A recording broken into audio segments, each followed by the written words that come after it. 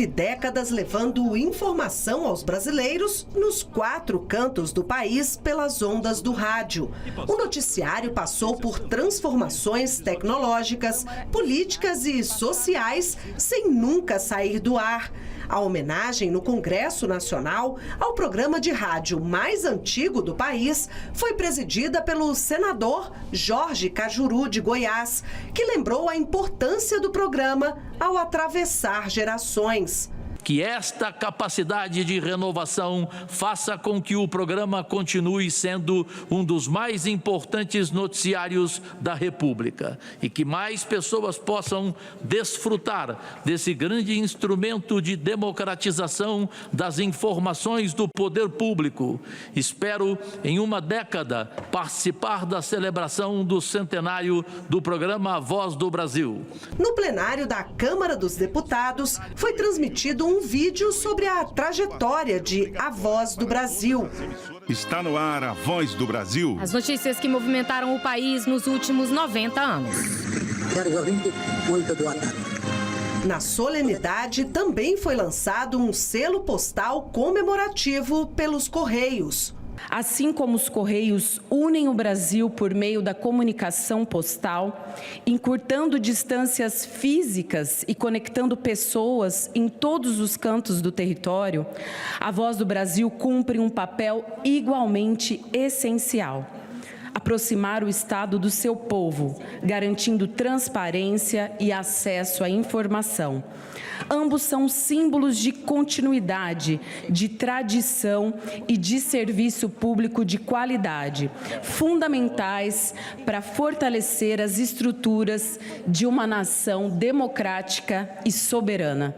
Com esta emissão filatélica, eternizamos o legado da Voz do Brasil, que faz da comunicação um instrumento de democracia, de união e construção da cidadania. O deputado Márcio Gerri destacou que a Voz do Brasil é um direito do cidadão e símbolo de resistência. A Voz do Brasil tem essa expressão.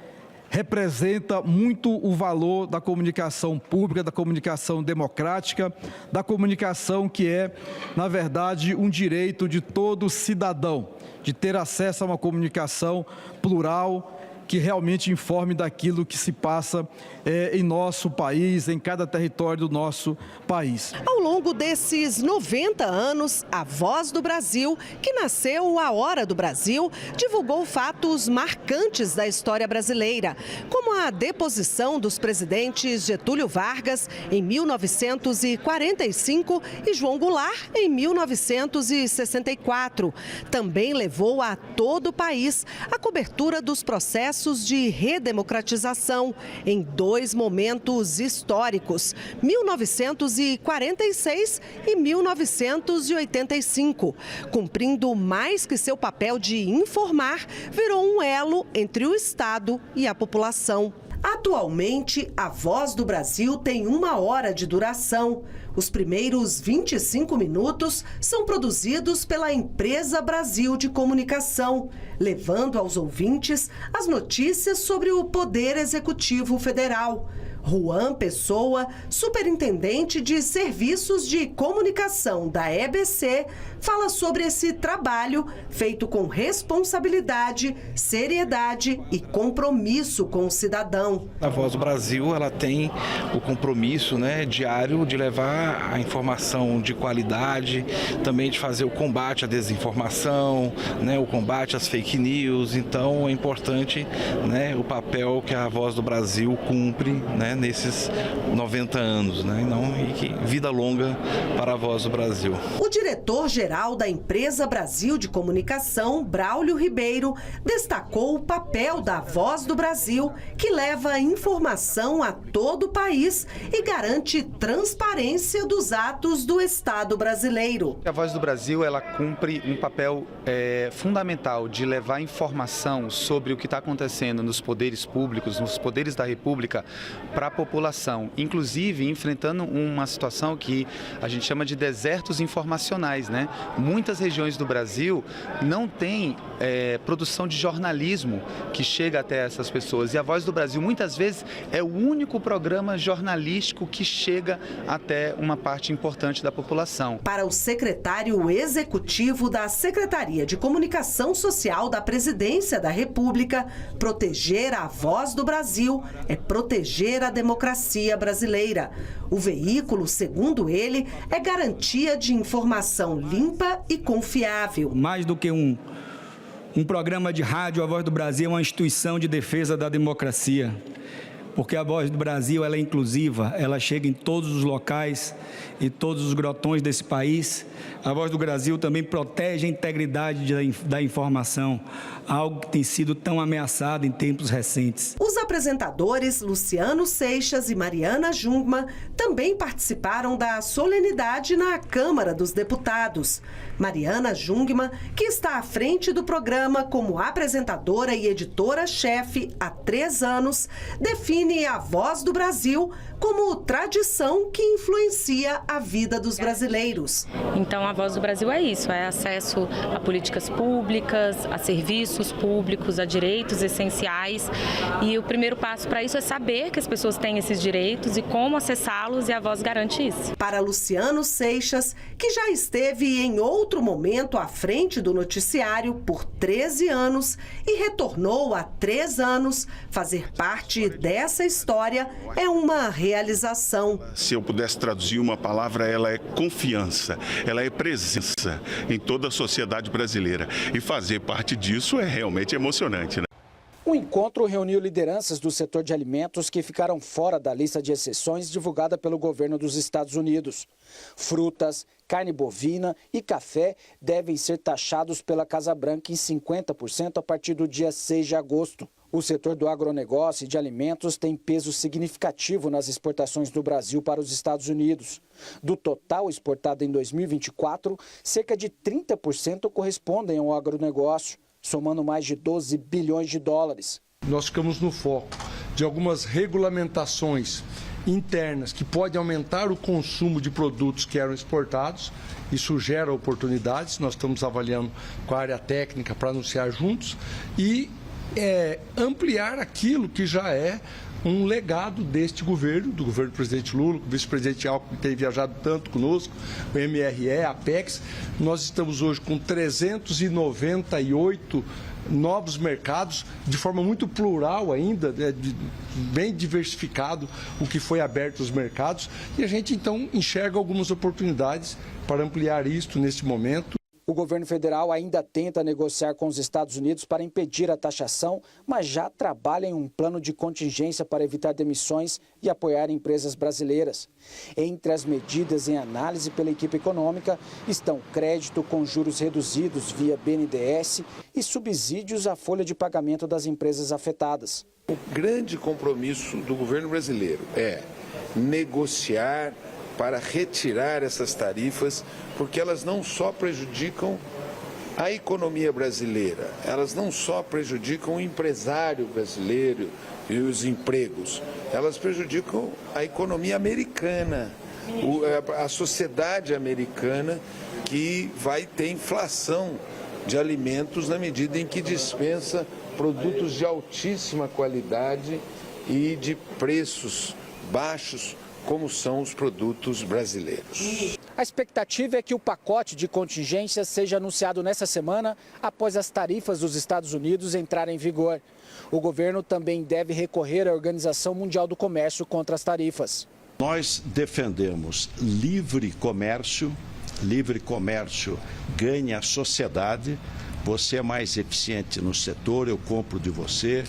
Ela é mais eficiente, eu compro dela. Eu sou mais eficiente, eu vendo.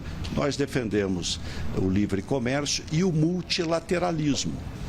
Por isso, o Mercosul, o acordo que foi feito com Singapura, com o EFTA e com a União Europeia, que é o maior acordo do mundo de 2 grandes blocos. Uma medida sancionada pelo governo e que já está valendo é o Acredita Exportação.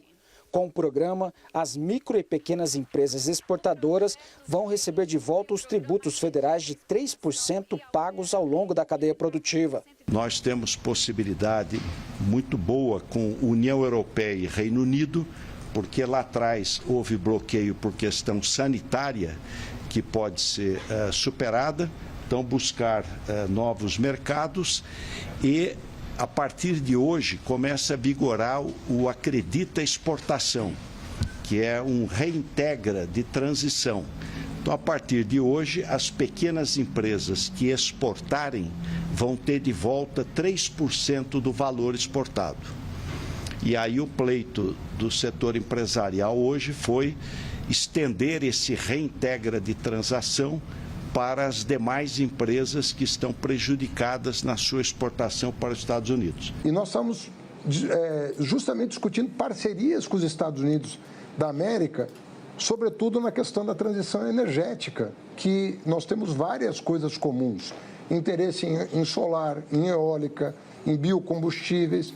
Então, eu penso que o principal motivo do nosso encontro é separar as coisas. A nossa soberania não está em discussão. A nossa democracia não está em discussão. As nossas relações bilaterais estão em discussão. Aliados do ex-presidente Jair Bolsonaro fizeram um protesto nesta terça-feira no Congresso. A maioria colocou uma espécie de mordaça improvisada na boca, mas teve quem foi além e cobriu os próprios olhos. O ato foi promovido um dia depois do ministro do Supremo Tribunal Federal, Alexandre de Moraes, ter decretado prisão domiciliar para o antigo capitão do Exército, alegando que ele violou uma proibição de usar as redes sociais. O mais recente episódio foi a transmissão ao vivo de uma ligação com seu filho Flávio durante um dos vários atos de apoio realizados pelo país no domingo. Mais cedo, o senador deu sua versão sobre os fatos. Foi eu que postei, não foi o presidente Bolsonaro que pediu para eu postar, para burlar qualquer medida cautelar, para indiretamente usar a rede de terceiros para se promover. Não. Eu tenho minhas redes sociais próprias, postei por minha convicção, por achar e ter certeza.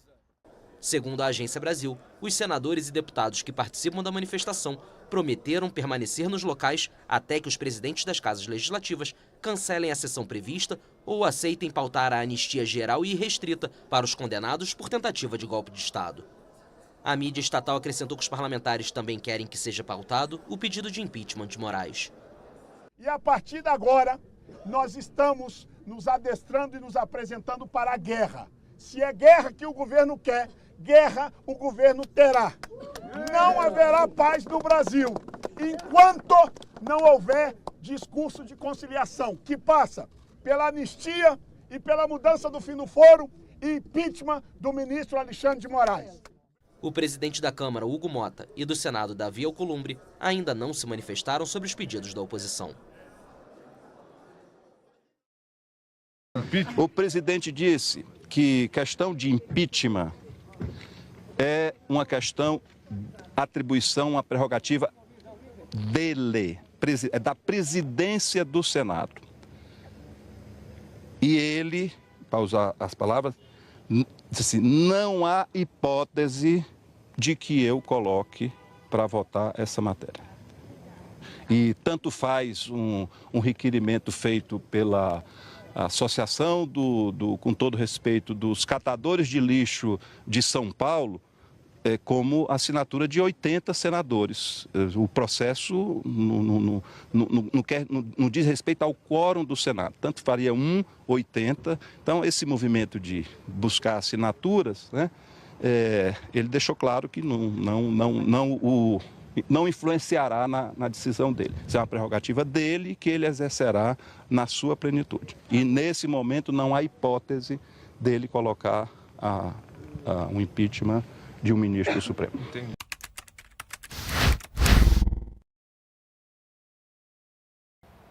Quase 5 milhões de estudantes do ensino médio de todo o país se inscreveram e foram confirmados para fazer a prova do Exame Nacional do Ensino Médio deste ano, um aumento de 11,22% em relação ao número de inscritos do ano passado. E o número de cursos preparatórios também aumentou no país. Vinícius já fez o Enem 4 vezes, ainda não conseguiu entrar para a graduação desejada. Desta vez, está confiante e de olho na vaga para o curso de Tecnologia da Informação. Eu sempre gostei da parte de informática, eu já tinha feito o curso de técnico de informática, fiz ele assim uns 3 anos, eu gostei demais, foi um curso assim que mudou minha vida, estou prestando concurso agora, né, para técnico de informática, para eu trabalhar, né, em órgãos públicos. A novidade dessa edição foi o cadastro pré-preenchido de cerca de 1.900.000 candidatos. E do total de inscritos, mais de 3 milhões são de escolas públicas e foram isentos do pagamento da inscrição.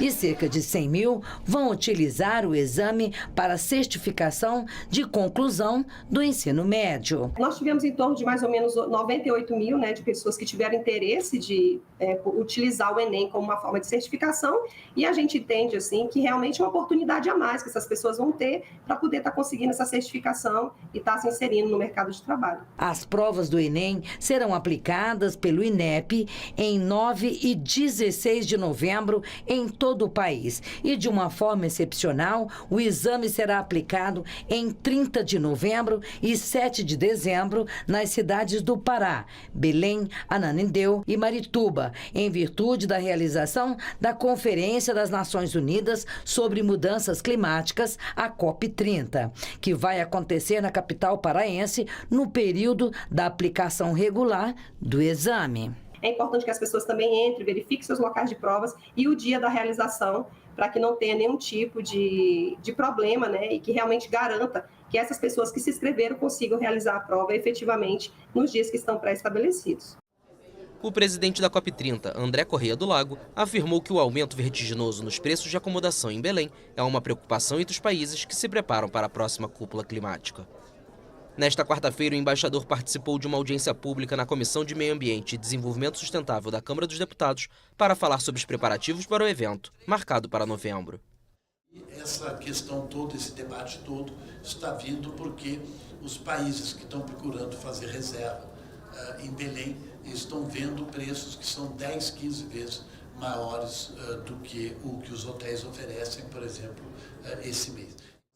Apesar de questionamentos sobre uma possível mudança de sede, Correia do Lago afastou qualquer chance. Eu tenho dito que não há plano B. O plano B é Belém. Então, é bem de Belém.